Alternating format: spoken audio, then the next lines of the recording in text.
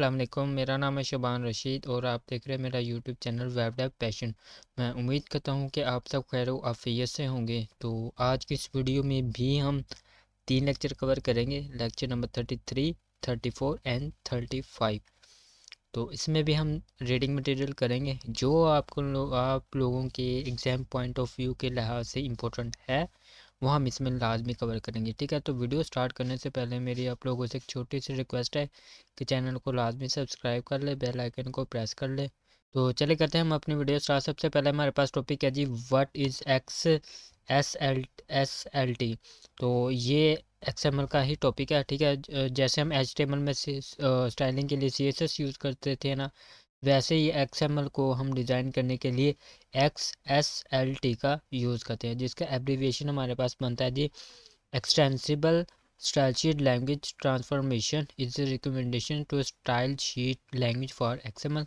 वही बात जो मैंने आप लोगों को अभी बताई कि हम XML को स्टाइलिंग के लिए हम XSLT का यूज़ करते हैं। जस्ट फॉर ये आप लोगों ने MCQs के लिए प्रिपेयर कर लेना है। ठीक है, इसके अलावा इसमें जो आप लोग को के लिए MCQs के लिए मज़ीद इंपॉर्टेंट है वो हमारे लिए जी, XML का पाथ। पाथ आप कहते हैं ना, मतलब कोई हमने फ़ाइल लिंक करनी है तो उसका वो पाथ के थ्रू हम करते हैं ना लिंक फ़ाइल, तो ये उसका पाथ है जी। तो एक्स पाथ है, यहाँ पे हम स्टडी कर लेते हैं। X path is a language for finding information in an XML document. ये इंफॉर्मेशन, ये XML का जो डॉक्यूमेंट होता है, ठीक है, उसमें जो हमारी इंफॉर्मेशन है उसको फाइंड करने के लिए हमारे पास एक्स पाथ का यूज़ होता है। ठीक है, कोई फ़ाइल हो तो ज़ाहिर बात है वो उसको ढूंढेगा ही।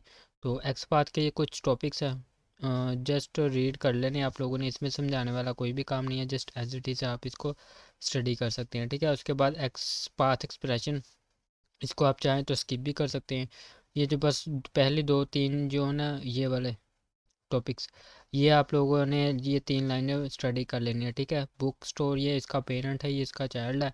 ठीक है, ये पहली बुक को सिलेक्ट करेगा क्योंकि एरे के अंदर 1 है। ठीक है, उसके बाद ये लास्ट है, तो हमारे पास जो सिलेक्टेड एलिमेंट होगा उसमें ये लास्ट बुक को सिलेक्ट कर लेगा। ठीक है, तो इसमें कोई इतना इंपॉर्टेंट नहीं है, बाकी आप स्किप कर दें। उसके बाद हमारे पास नेक्स्ट टॉपिक स्टार्ट हो रहा है जी, जेसन इंट्रोडक्शन का।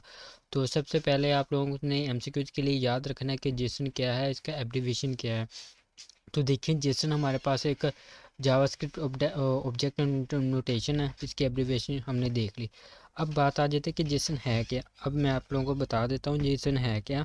जावास्क्रिप्ट में जब हम बैकएंड की फंक्शनैलिटी करते हैं ना, लाइक एज हम APIs बनाते हैं, ठीक है, तो उस का हमें डाटा जो मिलता है वो हमें जेसन फॉर्म में ही मिलता है। अब जेसन है क्या, जेसन हमारे पास एक डाटा फॉर्मेट है, ठीक है, जो डाटा को सेंड और रिसीव करने के लिए यूज़ किया जाता है। ठीक है, तो बस यही इंट्रोडक्शन है इसका। जेसन क्या है जी, जावास्क्रिप्ट ऑब्जेक्ट नोटेशन है। ठीक है, तो ये डाटा को सेंड और रिसीव करने के लिए यूज़ किया जाता है। ये डाटा का एक फॉर्मेट है जो डाटा को सेंड और रिसीव करने के लिए यूज़ होता है। बस इतना आप लोगों ने इसका इंट्रोडक्शन याद रखना है। उसके अलावा वो कहते हैं कि जी, JSON is a light weight data interchange format. वही बात जो मैंने आप लोगों को बताई, इंटरचेंज मतलब डाटा सेंड करना या रिसीव करना। ठीक है, उसके बाद Jason is a language independent, ये एक इंडिपेंडेंट लैंग्वेज है। अस्टैटिक जेसन इज़ अ, ये देखिए, अस्टैटिक जेसन इसको हम कहते हैं जी सेल्फ डिस्क्राइबिंग, और इसको समझना भी इजी है। अब XML के अंदर इसकी जो इम्प्लीमेंटेशन है, ये XML की एग्जांपल है, ये आप लोग देख सकते हैं। आप लोगों को पता है हम इसमें जो टैग्स हैं, एलिमेंट है, वो हम खुद डिफाइन करते हैं XML के अंदर। तो देखें ना, फ्रेंड्स, उसके बाद हमारे बनेंगे फ्रेंड। उसके बाद फ्रेंड का जो हमारे पास होगा फर्स्ट नेम लास्ट नेम, फिर उसके बाद ये इसका ओपनिंग टैग, ये क्लोजिंग टैग। उसके बाद फिर हमारे फ्रेंड है, उनका भी फर्स्ट नेम लास्ट नेम। उसके बाद ये जेसन के नीचे एग्जांपल है XML में ये दी गई है। ये हमारे पास एक ऑब्जेक्टिव फॉर्म में भी होते हैं और एरे ऑब्जेक्टिव भी होता है। ठीक है, तो इसके नीचे एग्जांपल मैं आप लोगों को दिखा दूंगा। तो ये देखिए, हमारे पास एक ऑब्जेक्ट है। अगर हमने इसको एक्सेस करना हो ना, तो हमने लिखना जी फ्रेंड्स डॉट, आगे हमने इंडेक्स नंबर देना है। ठीक है, क्योंकि एरे आ चुका है, इंडेक्स नंबर दे के फिर 0 इंडेक्स 1 देना है। ठीक है, उसके बाद फिर आपने डॉट, कौन सी प्रॉपर्टी आपने एक्सेस करनी है वो हम फर्स्ट नेम आप चूज़ करेंगे। ठीक है, तो ये नीचे एग्जांपल है वार टेक्स्ट, ये हमने एक ऑब्जेक्ट बनाया, तो इसको ज़ाहिर बात है हम ऑब्जेक्ट को, आप लोगों को पता है उसकी जो प्रॉपर्टी नेम है हम उससे उसको एक्सेस करते हैं, जबकि एरे के अंदर हम जो इंडेक्स नंबर है हम उसके थ्रू एरे को एक्सेस करते हैं। ठीक है, तो वार OBJ। ठीक है, तो जेसन डॉट पास टेक्स्ट, ये इस टेक्स्ट को रीड करेगा, जेसन में कन्वर्ट कर देगा। ठीक है, उसके बाद ये इस वेरिएबल में आ जाएगा। उसके बाद ये जो इसका लास्ट नेम और फर्स्ट नेम है वो हमें प्रिंट हो जाएगा। ये कुछ एडिशनल लाइंस हैं, ये जस्ट एज इट इज़ ही आप लोगों ने स्टडी करने जो हाईलाइट की हैं बस, उसके अलावा कुछ भी नहीं करना आप लोगों ने। तो उसके अलावा नीचे है जी वाई जेसन। वो कहते हैं कि जेसन क्योंकि ये हमारे पास एजेस के लिए Jason is faster and easier than XML.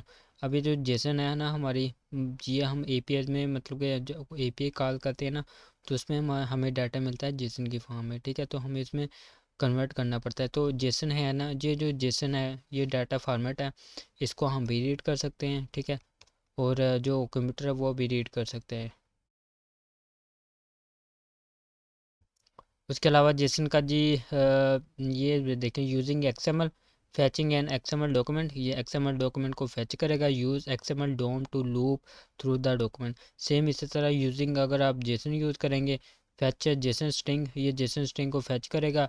फिर जेसन डॉट पास, इसका ये जो मेथड है वो उसको यूज़ करके जेसन को फॉर्मेट में यूज़ कर लेगा। तो जेसन का सिंटैक्स है जी हमारे पास ऊपर भी हम देखा, लेकिन वो एक्सएमएल के निस्बत हम देख के आए हैं। तो जेसन का जो रियल सिंटैक्स है ना, तो Jason syntax is drive from JavaScript object notation, ये बात हम लोगों को पता चल चुकी है। तो जेसन कैसे का सिंटैक्स क्या है जी, जैसे हम ऑब्जेक्ट बनाते हैं उसको हम जेसन कह देते हैं, ठीक है। ये हमारे पास एक ऑब्जेक्ट है, ये देखिए कर्ली ब्रेसेस फर्स्ट नेम, ये इसकी की, ठीक है। और ये इसके वैल्यू, ये इसकी की, ये इसकी वैल्यू, ये इसकी की, ये इसकी वैल्यू, ठीक है। ये की वैल्यू पेयर्स में होता है। Data is separated by comma, ये हमने कॉमा लगाया इसके, इसका मतलब कि यहाँ से लेकर यहाँ तक हमारा एक डाटा बन चुका है, फिर यहाँ से लेकर यहाँ तक हमारा दूसरा डाटा बनेगा। फिर अगर हम यहाँ पे कॉमा लगा के फिर हम एक और हम की और उसका वैल्यू पेयर देंगे तो हमारे पास थर्ड डाटा उसका बन जाएगा। उसके बाद कर्ली ब्रेसेस होल्ड ऑब्जेक्ट, इसको हमने कर्ली ब्रेसेस के अंदर लिखा हुआ है, तो जो कि ऑब्जेक्ट्स को होल्ड कर रहा है। Square brackets hold an array, अगर आप इसके बाहर आप एरेज की जो स्क्वायर ब्रैकेट्स है वो लगा दे तो ये एरे ऑब्जेक्ट बन जाएगा, ठीक है। ये तो जेसन का ही सिंटैक्स है। अब आपने जब इसको एक्सेस करना है ना, तो आपने इसके प्रॉपर्टी नेम के थ्रू एक्सेस करना है, लेकिन अगर आप एरे के थ्रू एक्सेस करेंगे तो उसको आपने इंडेक्स नंबर से फाइंड करना है। जेसन कौन सी वैल्यू ले सकता है, इंटीजर ले सकता है, नंबर ले सकता है, स्ट्रिंग ले सकता है, सॉरी, जेसन कौन सी वैल्यू ले सकता है, नंबर ले सकता है, स्ट्रिंग ले सकता है, बूलियन ले सकता है, एरे ले सकता है, ऑब्जेक्ट और नल, ठीक है। तो जेसन ऑब्जेक्ट, तो जेसन ऑब्जेक्ट का आप लोगों को पता ही है, ये जो अभी जो हमने एग्जांपल देखी है ये जेसन ऑफ ऑब्जेक्ट की है, यहाँ से लेकर यहाँ तक ये जेसन ऑफ ऑब्जेक्ट की एग्जांपल है ना। तो हम नीचे भी इसको स्टडी कर लेते हैं। JSON object are written inside the curly braces, हमने ऊपर अभी देखा वो कर्ली ब्रेसेस में हमारे पास लिखा हुआ है ना, just like a JavaScript Jason object can contain multiple name value pairs.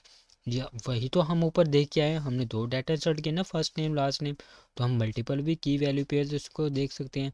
ये नीचे भी उन्होंने एग्जांपल दी, हम देख लेते हैं इसको। ये देख सकते हैं हमारे पास कर्ली ब्रेसेस है, ये इसकी की वैल्यूज़ पेयर्स हैं। आप यहाँ पे जितना जल्दी चाहें मल्टीपल आप लगा सकते हैं, मल्टीपल डाटा इंसर्ट कर सकते हैं यहाँ पे। उसके बाद हमारे पास जेसन एरे भी होता है।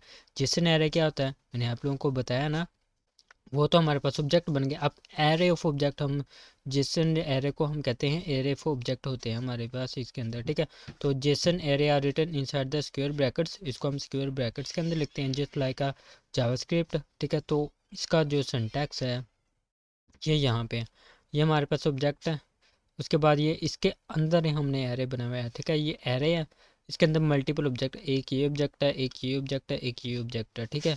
उसके बाद है जी जेसन यूजेस जावास्क्रिप्ट सिंटैक्स का, मतलब कि जावास्क्रिप्ट का जो सिंटैक्स है उसको यूज़ करके जेसन का सिंटैक्स यहाँ पे उन्होंने दिया हुआ है। आप कहते हैं कि with JavaScript you can create array of object assign data it to it.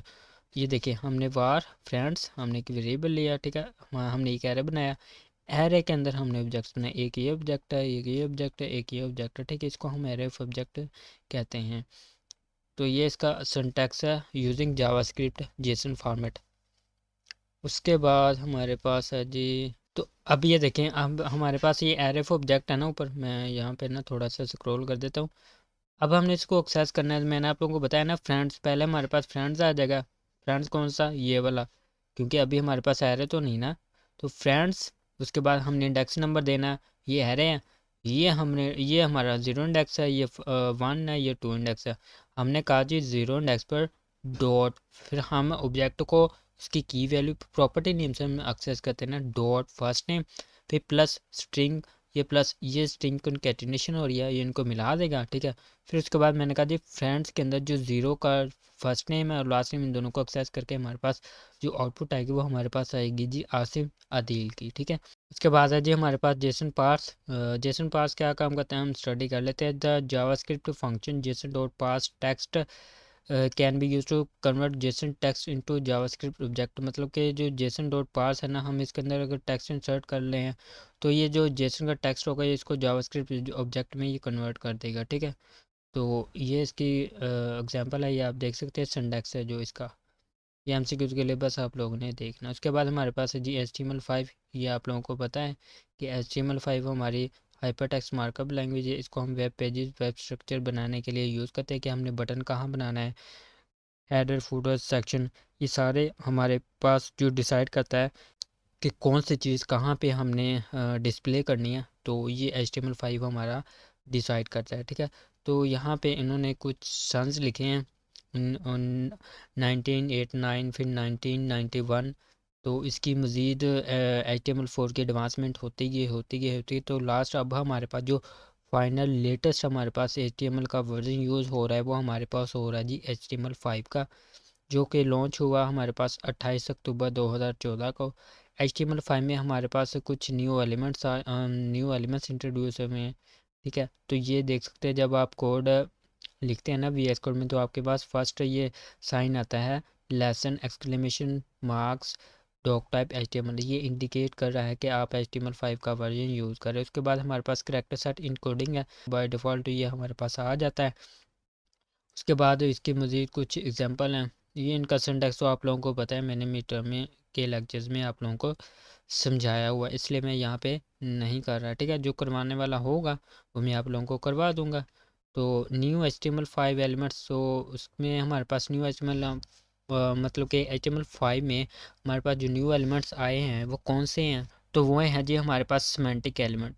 तो आपके पास शॉर्ट क्वेश्चन भी सर पूछ सकते कि सिमेंटिक एलिमेंट के नाम लिखें, तो हमारे पास आ जाते हैं हेडर फुटर आर्टिकल सेक्शन नैव बार साइड बार, ये सारे हमारे पास सिमेंटिक एलिमेंट्स आ जाते हैं, ठीक है। तो हमारे पास एक न्यू फॉर्म कंट्रोल एट्रीब्यूट्स भी हैं like numbers date time calendar and range. उसके बाद वो कहते हैं कि जी the most interesting new element, फिर उसके बाद उसने और भी न्यू एलिमेंट हमें इंट्रोड्यूस करवाए जो ग्राफिक के लिए यूज़ होते हैं, SVG and canvas that is most important MCQ for your exams and new multimedia elements कौन कौन से हमारे पास, ऑडियो और वीडियो, ठीक है।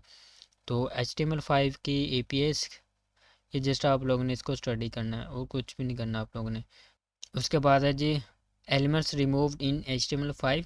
तो वो कहते हैं कि some HTML4 elements are also removed in HTML, वो कहते हैं कि HTML4 के जो एलिमेंट्स हैं वो HTML5 में से भी कुछ रिमूव किए गए हैं। अच्छा, तो ये हमारे पास है जी एक्रोनिम का एलिमेंट है हमारे पास, ये HTML4 है। अब ये HTML5 में ये APBR से रिप्लेस हो चुका है, ठीक है।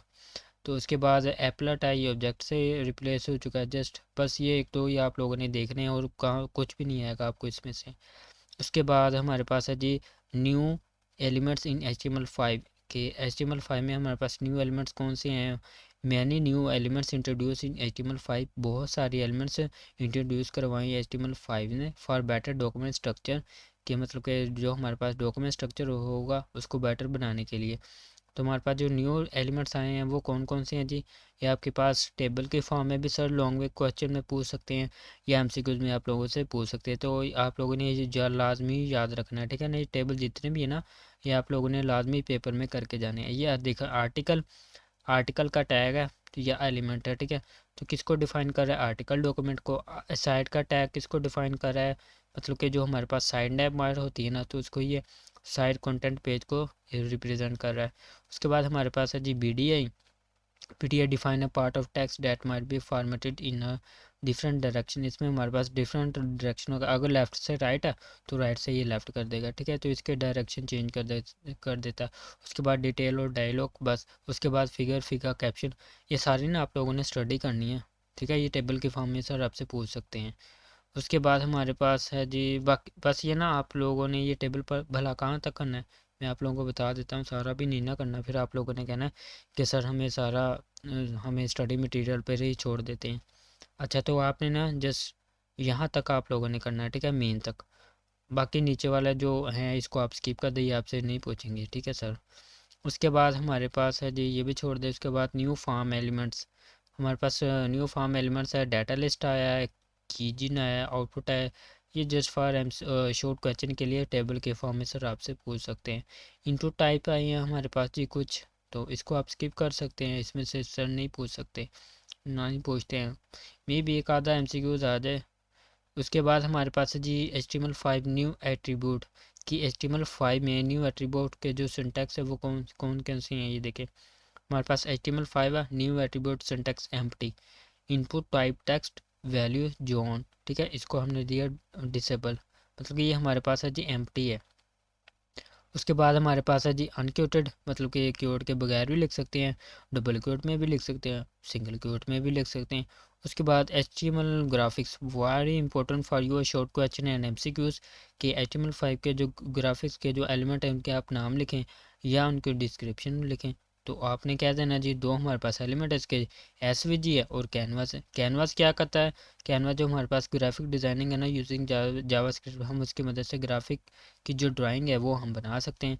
जबकि SVG क्या काम करता है, SVG ड्राइंग यूजिंग SVG, हम इसमें SVG जो ड्राइंग है वो हम बना सकते हैं, ठीक है। उसके बाद हमारे पास मीडिया एलिमेंट्स, मीडिया एलिमेंट्स ये भी आप लोगों से सर लॉन्ग क्वेश्चन में टेबल्स की फॉर्म में दे सकते हैं। इनके जो डिस्क्रिप्शन होगी आगे पीछे की होगी, तो आप लोगों ने जैसे इनको कॉलम टाइप में लाना होगा। ऑडियो किस लिए यूज़ होता है, मतलब इसमें हमारे पास साउंड और म्यूज़िक होता है। इम्बेड क्या होता है, define the container for external application, मतलब कोई चीज़ हमने एक्सटर्नल यूज़ की उसको इम्बेड किया अपने डॉक्यूमेंट के अंदर। सोर्स कोड क्या होता है, सोर्स कोड ये वीडियो और ऑडियो दोनों के लिए हो सकता है, ठीक है। वीडियो वीडियो क्या होती है, इसमें हम वीडियो या कोई भी मूवी हम कंटेंट को डिफाइन कर सकते हैं। उसके बाद हमारे पास है जी HTML5 सिमेंटिक्स। तो सिमेंटिक टैग मैं आप लोगों को ऊपर भी ओवरव्यू दे चुका हूँ, तो हम पहले यहाँ से स्टडी करते हैं, फिर मैं आप लोगों को बता देता हूँ।